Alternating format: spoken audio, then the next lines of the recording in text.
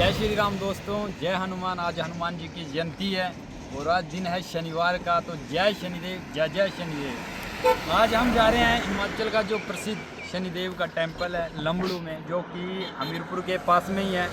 तो आज हम वहाँ जा रहे हैं शनिदेव जी के दर्शन करने के लिए और हनुमान जी के दर्शन करने के लिए, क्योंकि आप लोग तो जानते ही होंगे कि हनुमान और शनिदेव घनिष्ठ मित्र हैं। तो इस नाते आज हम जा रहे हैं। आज का दिन बहुत ही शुभ है, क्योंकि आज शनिवार का दिन है, शनिदेव का दिन है और आज हनुमान जयंती है। तो चलो आप भी हमारे साथ लंबड़ू हमीरपुर के पास। बोलो जय शनिदेव, जय शनिदेव।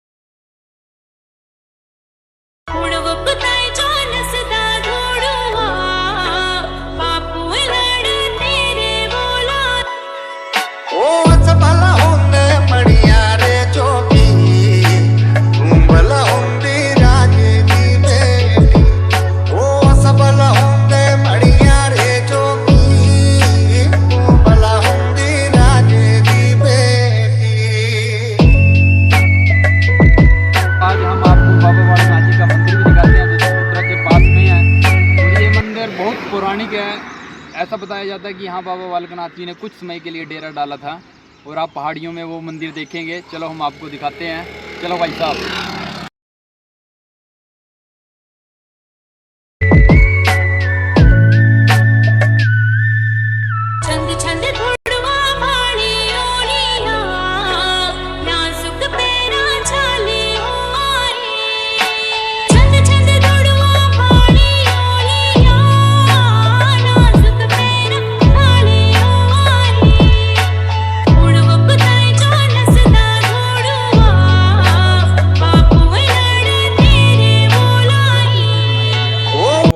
किसी को पता नहीं। और वो सामने रोड जा रहा है सुजानपुर की तरफ, ये चबूतरा में है। तो जैसे कि आप बाबा बालकनाथ के बारे में सभी जानते ही होंगे कौन थे, तो मैं भी कुछ दो लाइनें बताना चाहता हूँ। बाबा बालकनाथ और मच्छिंद्रनाथ जी एक ही गुरु के दो शिष्य थे। और मच्छिंद्रनाथ के बारे में आपको बताऊँ तो मच्छिंद्रनाथ जो हैं वो विष्णु भगवान जी के अवतार हैं और उन्होंने मच्छिंद्रनाथ के रूप में अवतार लिया। और उनके गुरु बने गुरु दत्ता जी महाराज, जो कि ब्रह्मा विष्णु महेश के तीनों के एक अवतार हुए। और उनके पिता का नाम था अत्रि और माता का नाम था अनुसुया। तो क्या हुआ कि बाबा बालकनाथ जी को शिव शंकर जी ने दर्शन दिया और उन्होंने बोला कि मैं गुरु गोरखनाथ जी के अवतार में के रूप में अवतार लिया है, तो आप उन्हें गुरु बनाओ। तो जब वो गुरु गोरखनाथ जी के पास गए तो उन्होंने बताया कि जो नाथ संप्रदाय है वो एक नंगी तलवार की तरह है, उस पर चलना बहुत कठिन है, तो आप अभी बहुत छोटे हो। तो उसके बाद क्या हुआ, वो वृंदावन में गायें चराने लगे। और जब गुरु दत्ता महाराज जी ने जब वो हरिद्वार से स्नान करके वापस जा रहे थे गिरनार में, गुजरात, जो कि गुजरात में है, तो उन्होंने बाबा जी को देखा और उनके चेहरे पर इतना तेज देखा, उन्होंने उन्हें अपना शिष्य बना लिया। तो गुरुदत्ता महाराज के ही शिष्य थे जो मच्छिंद्रनाथ थे, जो विष्णु रूप थे। और बाबा बालकनाथ जी के भी वही गुरु हुए, दोनों गुरु भाई थे। और बाबा बालकनाथ जी को भी 84 सिद्धों में माना जाता है और इनकी मान्यता जो वो आपको पता ही है। तो बोलो जय पूर्णाहारी बाबा जी की जय।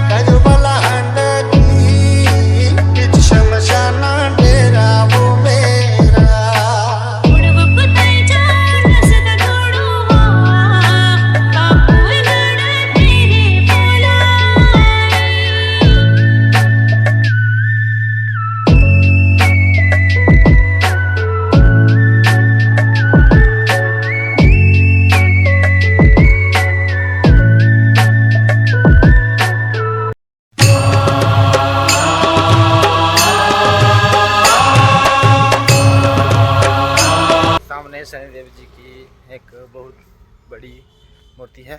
तो अभी हम चलते हैं और पूरा शनिदेव जी का मंदिर है तो हम आपको दिखाते हैं। तो जैसे कि आप देख रहे हैं ये पूरा, और यहाँ पर मूर्ति है, काफ़ी बड़ा मंदिर है वैसे। और इस मंदिर के बारे में आपको बहुत प्रसिद्ध कहानियाँ मिलेंगी सुनने के लिए, और जो कि हिमाचल प्रदेश के हमीरपुर डिस्ट्रिक्ट में पड़ता है शनिदेव जी का मंदिर।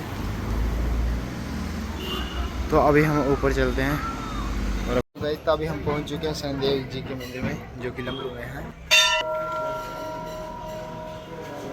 और ये काफ़ी विशाल है।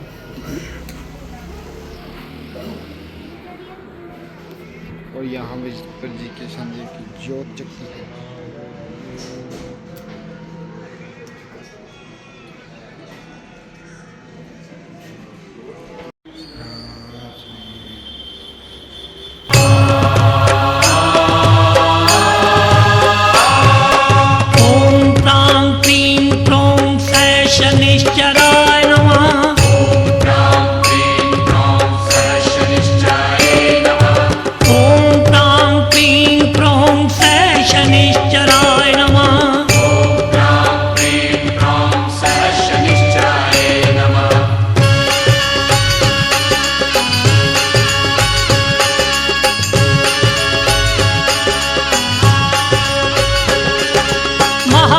ये शनिदेव का जो श्रद्धा से गाएगा, महामंत्र ये शनिदेव का जो श्रद्धा से गाएगा, हर संकट से मुक्ति पाकर जीवन सफल बनाएगा, हर संकट से मुक्ति पाकर जीवन सफल बनाएगा। ओम प्रां क्लीं प्रों सः शनिश्चराय नमः।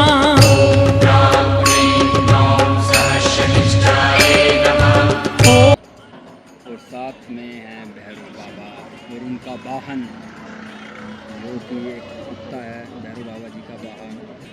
और शनिदेव के बारे में हम, जैसे कि आप सब जानते ही होंगे, वो कर्मों के अधिकारी हैं। जो भी हमारे कर्मों का लेखा जोखा है वो शनिदेव महाराज देखते हैं। तो जब शनिदेव महाराज जी का जन्म हुआ तो उनका गुस्सा बहुत ही रुद्र था, क्योंकि वो माँ छाया की क्रोध अग्नि से पैदा हुए थे, क्योंकि उन्हें सूर्य लोक से निष्कासित कर दिया गया था। तो इसलिए माँ छाया ने घोर तप किया शिव शंकर महाराज जी का, जिससे शनिदेव बहुत ही शक्तिशाली बन गए थे। जब वो सूर्य लोक में आए अपनी माँ छाया के साथ, तो उन्हें वहाँ अधिकार देने से मना कर दिया सूर्य देव ने, और उनको बहुत अपमान किया। किसको? शनिदेव की माँ को, माँ छाया जी को। तो शनिदेव ने गुस्से में आकर अपने पिता पे ही वक्र दृष्टि डाल दी, और इतनी भयंकर दृष्टि डाली कि पूरे संसार में ही अंधकार छा गया। और जितने भी देव थे, इंद्रदेव, वायुदेव, जलदेव, अग्निदेव, वो सब उनसे क्रोधित हो गए और उनसे लड़ाई करने लगे, पर शनिदेव के आगे उनका कोई बस ना चला। फिर आखिरकार में किसको आना पड़ा? जो आखिर में आते हैं, देवों के देव महादेव आए वहाँ, और साथ में आई पार्वती माई, विष्णु भगवान, सरस्वती, लक्ष्मी और ब्रह्मा जी भी वहाँ पहुँचे, और उन्होंने उनकी माँ को अधिकार दिलाया और बताया कि छाया भी आपकी ही दूसरी पत्नी है। और फिर शनिदेव को उन्होंने एक नई राह दिखाई, उनके गुस्से को एक नई राह दिखाई, और राह ऐसी दिखाई कि उन्हें बोला कि आप परब्रह्म की तपस्या करो, उसमें लीन हो जाओ, तभी आपका गुस्सा जो वो शांत होगा। तो शनिदेव महाराज शिव शंकर भोलेनाथ जी के शिष्य बन गए, और वो परब्रह्म की तपस्या करने में लीन हो गए। जब उन्होंने परब्रह्म के दर्शन किए, उसके बाद शनिदेव को कर्म अधिकारी बना दिया गया, जो कि बनाया शिव शंकर महाराज जी ने। और अब बहुत ही रोचक बात आपको जानने को मिलेगी कि जो शनिदेव की दृष्टि है, ये लोगों को ऐसा मानना है कि ये बहुत भयंकर है, पर आप अगर इसे दूसरे मायनों में देखोगे तो ये बहुत अच्छी है, क्योंकि ये कर्मों के अधिकारी हैं। और दूसरी सबसे बड़ी खास बात ये है कि जब इनकी दृष्टि किसी भी इंसान के ऊपर पड़ती है, जो कि नक्षत्र के आधार पर रहता है, जैसे कि कुछ टाइम रहता है, टाइम पीरियड रहता है, उस टाइम में शनिदेव आप पे दृष्टि डालेंगे। तो उस दृष्टि काल में चाहे आप किसी के भी भक्त हो, वो चाहे आप किसी भी भगवान को पूजते हो, वो आपका साथ नहीं देंगे अगर आप गलत काम करेंगे, क्योंकि आपके कर्मों का लेखा जोखा जो वो शनिदेव महाराज करेंगे। इसीलिए इनको भय का अधिकारी भी बोला जाता है, क्योंकि जब इनकी दृष्टि पड़ती है तो कोई साथ नहीं देता, सब साथ छोड़ देते हैं। चाहे वो देव हो, चाहे महादेव हो, चाहे महाकाली हो, कोई भी साथ नहीं देगा, क्योंकि इनकी दृष्टि का समय ही ऐसा है, कालचक्र ही ऐसा है, क्योंकि ये कर्मों की सजा है। और तीसरी सबसे बड़ी बात, शनिदेव, अगर आप दूसरे शब्दों में देखें तो शनिदेव से परम मित्र इस संसार में कोई नहीं है। शनिदेव ही इंसान के असली मित्र हैं। और वो कैसे, मैं आपको बताता हूँ। जैसे कि परब्रह्म से ही ब्रह्मा, विष्णु, महेश, माँ पार्वती, सरस्वती, लक्ष्मी और जो भी देवता हैं परब्रह्म से ही निकले हैं। हालांकि हम सब भी उन्हीं में से निकले हैं, परब्रह्म से। तो शनिदेव क्या करते हैं कि हमें मार जो हमारी आत्मा है परब्रह्म से निकली हुई, उसी को परब्रह्म तक पहुंचाने में हमारी सहायता करते हैं, हमारे कर्मों की पुष्टि करते हैं, उसको शुद्ध करते हैं। जैसे एक बच्चे को माँ मारती है उसकी पढ़ाई के लिए, उसकी अच्छी शिक्षा के लिए, वैसे ही शनिदेव भी वही कार्य करते हैं। इसलिए शनिदेव से बड़ा मित्र इस दुनिया में कोई नहीं। तो बोलो जय शनिदेव, जय जय शनिदेव।